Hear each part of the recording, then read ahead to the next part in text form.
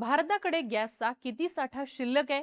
Iran विरुद्ध America यांच्यामध्ये युद्ध सुरू झाल्यापासून सगळ्यांना पडलेला हा प्रश्न आहे. मागच्या 10 दिवसांपासून देशभरात अनेक ठिकाणी गॅस सिलेंडरसाठी मोठमोठ्या रांगा पाहायला मिळाल्या. देशातल्या अनेक मोठ्या शहरांमध्ये कमर्शियल सिलेंडरचा पुरवठा थांबल्याचं चित्र सुद्धा निर्माण झालं. त्यामुळे बऱ्याच ठिकाणी हॉटेल्स आणि रेस्टॉरंट्सना बंद करण्याची वेळ आली. महत्त्वाचं म्हणजे संसदेच्या अधिवेशनात सुद्धा हा मुद्दा उपस्थित करण्यात आला. विरोधकांनी या मुद्द्यावरनं सरकारला घेरायला देखील सुरुवात केली. देशात गॅस सिलेंडरच्या टंचाईमुळे भीषण परिस्थिती निर्माण होऊ शकते असं बोललं जात होतं. त्यातच केंद्र सरकारनं देशामध्ये इसेन्शियल कमोडिटी ऍक्ट लागू केला. एखाद्या वस्तूची साठेबाजी रोखण्यासाठी हा कायदा लागू केला जातो. त्यामुळे चिंता आणखीन वाढली. पण प्रत्यक्षात देशभरामध्ये परिस्थिती काय आहे? देशात खरंच गॅसची टंचाई आहे का? सरकारच्या म्हणण्यानुसार अशी परिस्थिती नाहीये. भारताकडे गॅसचा पुरेसा असा साठा आहे. पण देशातलं चित्र नेमकं काय? गॅसच्या तुटवड्यावरती सरकारकडनं काय काय उपाययोजना करण्यात आल्यात?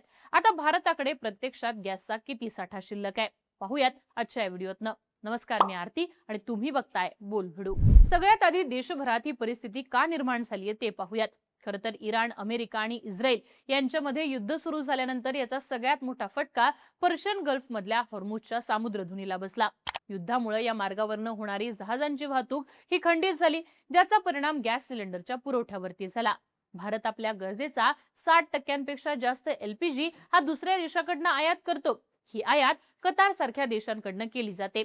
या आयातीसाठी हॉर्मुझचा मार्ग हा सगळ्यात महत्वाचा आहे. पण युद्ध परिस्थितीमुळे हॉर्मुझच्या मार्गावरची वाहतूक ही थांबली होती आणि भारतातला गॅसचा पुरवठाही प्रभावित झाला. त्यामुळे भारतामध्ये गॅसच्या तुटवड्याचं चित्र हे निर्माण झालं. पण आता ही परिस्थिती सरकारनं नेमकी कशा प्रकारे हाताळली आहे आणि सध्या देशामध्ये गॅसच्या पुरवठ्याची काय स्थिती आहे ते पाहूयात. देशात गॅस तुटवड्याची परिस्थिती निर्माण झाल्यानंतर सरकारनं पहिलं प्राधान्य दिलं ते घरगुती एलपीजीच्या पुरवठ्याला. देशभरात 33 कोटींपेक्षा जास्त घरांमध्ये गॅसचा पुरवठा होतो. याशिवाय 10 कोटीपेक्षा जास्त हे पीएम उज्ज्वला योजनेचे लाभार्थी आहेत. सरकारनं आधी त्यांना गॅसचा वेळेवर पुरवठा होईल याकडे लक्ष दिलं. गॅसचं बुकिंग केल्यानंतर 2 ते 2.5 दिवसात घरगुती सिलेंडर लोकांना मिळेल याची काळजी सरकारकडनं घेण्यात आली. यामुळे सुरुवातीच्या काही दिवसात देशामध्ये कमर्शियल सिलेंडरचा तुटवडा आहे असं चित्र निर्माण झालं होतं. पण असं असलं तरी सरकारने मात्र घरगुती गॅसच्या पुरवठ्यालाच स्पष्टपणे प्राधान्य दिलं. या दरम्यानच्या काळात सरकारने एक मोठा निर्णय घेतला, तो म्हणजे घरगुती गॅसच्या उत्पादनात वाढ करण्याचा. केंद्र सरकारनं देशातल्या रिफायनरीजना एलपीजी उत्पादन वाढवण्याचे आदेश दिले. पेट्रोकेमिकल गॅसेसचं प्रोडक्शन वाढलं. याचा परिणाम म्हणजे घरगुती गॅसच्या उत्पादनात तब्बल 25 ते 30% वाढ झाली आणि या अतिरिक्त गॅसचा पुरवठा फक्त घरगुती वापरासाठीच केला गेला. त्यामुळे गॅस तुटवड्याचा प्रश्न बऱ्यापैकी मार्गी लागला. याशिवाय सरकारनं या काळामध्ये गॅस वितरणाचं मजबूत असं जाळं निर्माण केलं. देशभरातले 210 बॉटलिंग प्लांट्स हे 24/7 कार्यरत होते. 25,600 पेक्षा जास्त डिस्ट्रीब्युटर्स हे सुद्धा सक्रिय झाले. या जोरावरती दररोज तब्बल 50 लाख पेक्षा जास्त सिलेंडर्सचं डिस्ट्रीब्युशन झालं. कुठेही ड्रायआउटची नोंद झाली नाही, हे विशेष. सरकारनं अनावश्यक मागणीवरती नियंत्रण ठेवण्यासाठी एक स्मार्ट असा उपाय काढला. शहरामध्ये 2 घरगुती सिलेंडरच्या रिफिल दरम्यान 25 दिवसांचं अंतर राखण्याचा निर्णय घेण्यात आला. तर ग्रामीण भागात हेच अंतर 45 दिवसांचं ठेवलं. याशिवाय डीएसी ओटीपी कन्फर्मेशन सिस्टीमचा 90% विस्तार केला. या काळामध्ये डिजिटल बुकिंगला प्रोत्साहन देण्यात आलं. याचा परिणाम म्हणजे आता लोकांचं घाबरून गॅसचं बुकिंग करण्याचं प्रमाण हे कमी झालेलं आहे. केंद्र सरकारनं घरगुती आणि आवश्यक सेवांना प्राधान्य देऊन त्यांना पूर्ण असं संरक्षण दिलंय. हे करताना कमर्शियल एलपीजीचा पुरवठा नियंत्रित ठेवण्यात आला. बिझनेसेससाठी 20% नियंत्रित वाटपाचं धोरण राबवलं. याशिवाय गॅसची साठेबाजी रोखण्यासाठी धाडी टाकण्यासारख्या ऍक्शन सुद्धा घेण्यात आल्या. याच काळात सरकारकडनं पर्यायी इंधनाची व्यवस्थाही करण्यात आली. जिथं शक्य आहे तिथं पाईपलाईनद्वारे पीएनजीच्या वापराला प्रोत्साहन देण्यात आलं. याशिवाय केरोसिन, बायोमास, आरडीएफ आणि फ्युएल ऑइल यांसारखे तात्पुरते पर्याय देखील सरकारनं पुढे आणले. सरकारनं एलपीजीचा दबाव कमी करण्यासाठी अतिरिक्त केरोसिनचं वाटप केलं. यामुळे परिस्थिती नियंत्रणात राहिली. आता यामध्ये सगळ्यात महत्वाचा मुद्दा आहे तो म्हणजे देशातल्या गॅसच्या शिल्लक साठ्याचा.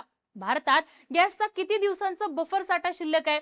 तर एलपीजी गॅसची नवीन खेप ही आधीच वाटेवर आहे. मिडल ईस्ट मधनं होणाऱ्या आयातीवरती परिणाम झाल्यामुळे सरकारनं अमेरिका, नॉर्वे, अल्जेरिया, रशिया यांसारख्या देशांशी बोलणी केलेली आहे. या देशांकडनं पर्यायी गॅसचा पुरवठा लवकरच सुरू होईल अशी अपेक्षा आहे. बफर स्टॉकचा विचार केला तर देशामध्ये 15 ते 18 दिवसांचा बफर स्टॉक उपलब्ध आहे. त्यामुळे नागरिकांना घाबरायचं कारण नाहीये असं सरकारकडनं सांगण्यात येते. बरं, पण हे सगळं वास्तव असताना देशभरात मग गॅसच्या दुकानाबाहेर मोठमोठ्या रांगा का दिसल्या? तर यामागचं कारण म्हणजे लोकांनी घाबरून केलेलं बुकिंग. प्रत्यक्षात देशात गॅसचा पुरवठा कमी झालेला नाहीये, पण अनेक लोकांनी घाबरून पटापट गॅसचं बुकिंग चालू केलं. त्यामुळे अचानक ताण आला आणि ही परिस्थिती निर्माण झाली.